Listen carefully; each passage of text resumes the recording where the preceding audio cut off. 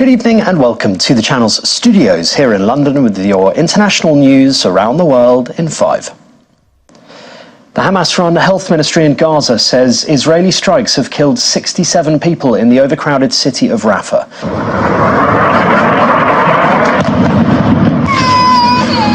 Hundreds of thousands of people have fled to Rafa at the southern edge of the Strip after months of fighting in Gaza. Some 1.5 million people are sheltering in the city. Many are scared, complaining there is nowhere left safe to go. The UK Foreign Secretary Lord Cameron has urged Israel to stop and think seriously before taking further action in the city.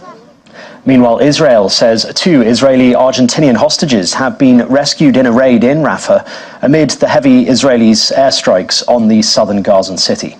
The Israeli military said the 2 men were in good medical condition. The pair were named as Fernando Simon Marmon, aged 60, and Luis Har, 70, from kibbutz near Yitzkank. The acting director of Sheba Hospital said the pair were in good health. I'm very happy to announce that this night 2 released hostages landed here at Sheba Medical Center, Israel's largest hospital. They were received in our ER, and initial examination were conducted by our ER staff, and they are in a stable condition, and we intend to continue and follow them up for the coming days until we'll be for sure clear of their medical situation. I'm surrounded by doctors and nurses, and most importantly, they are surrounded by the family now. And the family that they haven't seen for the 128 days since the 7th of October massacre. Luckily for us as a family, they were saved tonight, but I must say that the job is not done. We are happy today, but it's not we didn't win. It's just another step towards bringing all the other 134 hostages back home. 8 people have been arrested in Spain after 2 police officers were killed in a boat chase with suspected drug traffickers.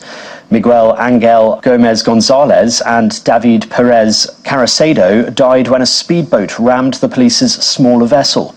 The incident happened in the southern port of Barbate near Cadiz.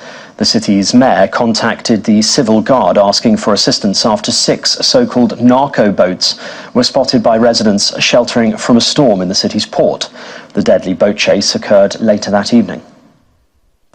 The men's marathon world record holder, Kenya's Kelvin Kiptum, has died in a road accident in his home country. The 24-year-old was killed alongside his coach in a car on a road in western Kenya on Sunday. Kiptum bettered Kipchoge's marathon record, clocking the 26.2 miles in 2 hours and 35 seconds in Chicago last October.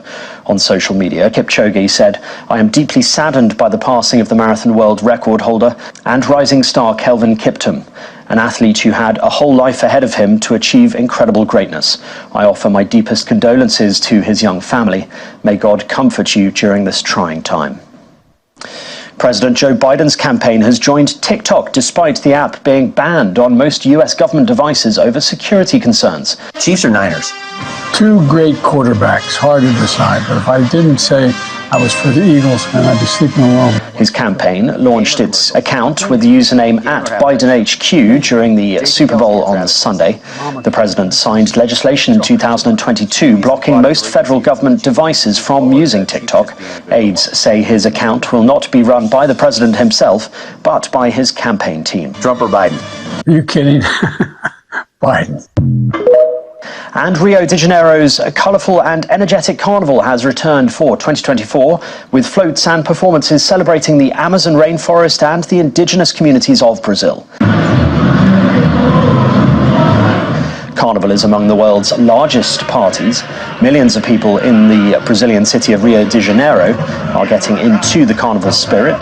The carnival is world famous and sees colourful parades and partygoers lining the streets of Rio's Copacabana and Ipanema beaches. The festival runs for several days and will culminate in a parade on Saturday, the 17th of February. And that's your international news around the world in 5. Now back to the channel's studios in Lagos.